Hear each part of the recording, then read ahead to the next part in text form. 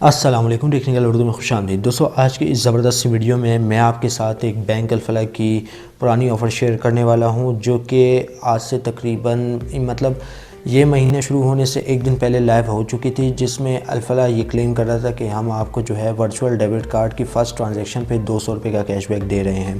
तो इस वीडियो को आपने शुरू से एंड तक लाजमी देखना है। स्टार्टिंग में मैं आप सभी से यही रिकमेंड करूँगा, अगर चैनल पर नया है तो चैनल को लाजमी सब्सक्राइब करके साथ में नोटिफिकेशन बेल आइकन पर लाजमी क्लिक किया करें, ताकि जब कभी इन फ्यूचर टैक्स से रिलेटेड इस तरह की कोई नई वीडियो अपलोड उसकी नोटिफिकेशन आपके नोटिफिकेशन बार में आपको मिल जाया करें। तो यहाँ पे आपका ज़्यादा टाइम वेस्ट नहीं करता, वीडियो को शुरू कर लेते हैं। दोस्तों, सबसे पहले मैं आपको इनकी पोस्ट दिखाना चाहूँगा। तो ये आप देख सकते हैं 31 अक्टूबर को यहाँ पे पोस्ट हुई है। अब जो ये वीडियो मैं बना रहा हूँ ये काफ़ी लेट है, क्योंकि एक चीज़ मैं आपको बताता चलूँ कि अल्फ़ा का जो सिस्टम है उससे आप ख़ुद वाकिफ़ हैं कि एक तो पैसे डिपॉज़िट नहीं होते, अगर पैसे डिपॉज़िट हो जाते हैं तो ट्रांजैक्शन होती नहीं है।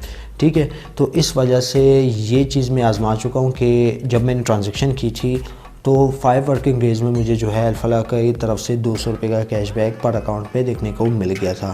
तो ये ऑफ़र अभी तक वैलिड है। इसकी जो आखिरी तारीख़ है 31 दिसंबर 2020 है। अब दोस्तों, यहाँ पे आप देख सकते हैं 50% आपको यहाँ पे कैशबैक दिया जा रहा है बैंक अल-फलाह की जानिब से। तो आपने यहाँ पे क्या करना है, जस्ट आपने अपना फ़िज़िकल कार्ड क्रिएट करना होगा अपनी अल-फलाह ऐप में, जिसको आप वर्चुअल कार्ड भी कह सकते हैं।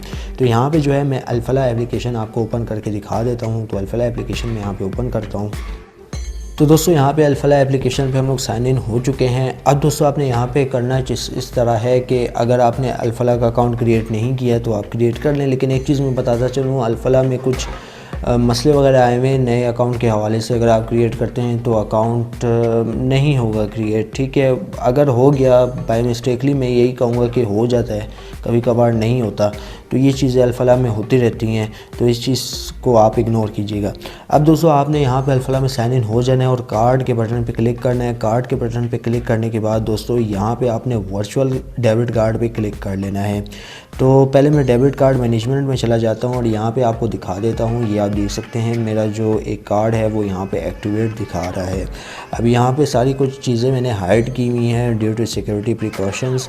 ठीक है, तो यहाँ पे जो है मेरा वर्चुअल कार्ड है दिखा रहा है, तो ये ब्लॉक हुआ है क्योंकि मैं डिलीट करता हूँ। अभी एक चीज़ मैं आपको बताता चलूँ कि अगर आप अल-फलाह का एक वर्चुअल कार्ड क्रिएट करते हैं तो इससे आपको 200 का कैशबैक मिलेगा। उसको डिलीट करते हैं, एक नया क्रिएट करते हैं, उससे 200 का मिलेगा। ये चीज़ मैंने खुद आजमाई हुई है, तभी मैं आज की ये वीडियो बना रहा हूँ।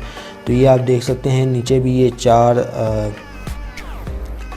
तो ये आप देख सकते हैं परमानेंटली ब्लॉक्ड आ रहा है। तो अगर मैं इसको यहाँ पे ये करूँ, ये वाला एक्टिव आ रहा है, तो ये वाला भी ब्लॉक्ड आ रहा है, ये वाला भी ब्लॉक्ड आ रहा है। ठीक है, जो एक्टिव है वो ये है। ठीक है, तो अल-फलाह का वर्चुअल कार्ड आप किस तरीके से एक्टिवेट कर सकते हैं वो मैं आपको बता देता हूँ।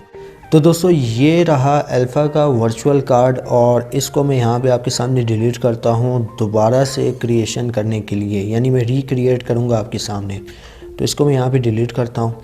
डिलीट करने के बाद ये हमारा जो कार्ड होगा वो डिलीट हो जाएगा। अब दोस्तों, आपने क्रिएट वर्चुअल कार्ड पे क्लिक करना है। क्रिएट वर्चुअल कार्ड पे क्लिक करने के बाद एक चीज़ बताता चलूँ, ये ऑफ़र सिर्फ वॉलेट यूज़र के लिए। अगर आपका सेविंग अकाउंट या करंट इस्लामिक अकाउंट है तो ये आप इस ऑफ़र में पार्टिसिपेट नहीं कर सकते, और अगर आपका रेमिटेंस अकाउंट भी है तब भी ये ऑफ़र आपके लिए नहीं है।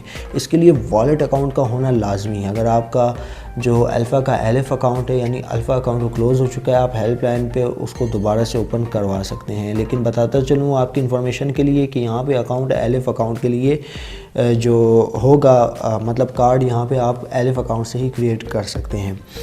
तो यहाँ पे जो है सिलेक्ट एन अकाउंट पे मैं क्लिक करता हूँ। तो यहाँ पे मेरे पास वॉलेट शो हो रहा है, तो मैं वॉलेट पे क्लिक करता हूँ और यहाँ पे सिलेक्ट अकाउंट पे मैं क्लिक कर लेता हूँ। तो यहाँ पे मैंने क्लिक कर ली और यहाँ पे आप अपने हिसाब से जो है डेली की लिमिट सेलेक्ट कर सकते हैं। 100 रुपये करें, 10,000, 11,000, 25,000 तक मैक्सिमम लिमिट जाती है। ठीक है, कार्ड एक्सपायरी आप 1 ईयर कर लें, 1 ट्रांजेक्शन 9 मंथ, ये आप पे डिपेंड करते हैं, और टर्म कंडीशन को आप यहाँ पे जो है एक्सेप्ट कर सकते हैं। तो प्रोसीड के बटन पे मैं यहाँ पे क्लिक करता हूँ। प्रोसीड के बटन पे क्लिक करने के बाद यहाँ पे हमारे पास OTP आ जाएगा।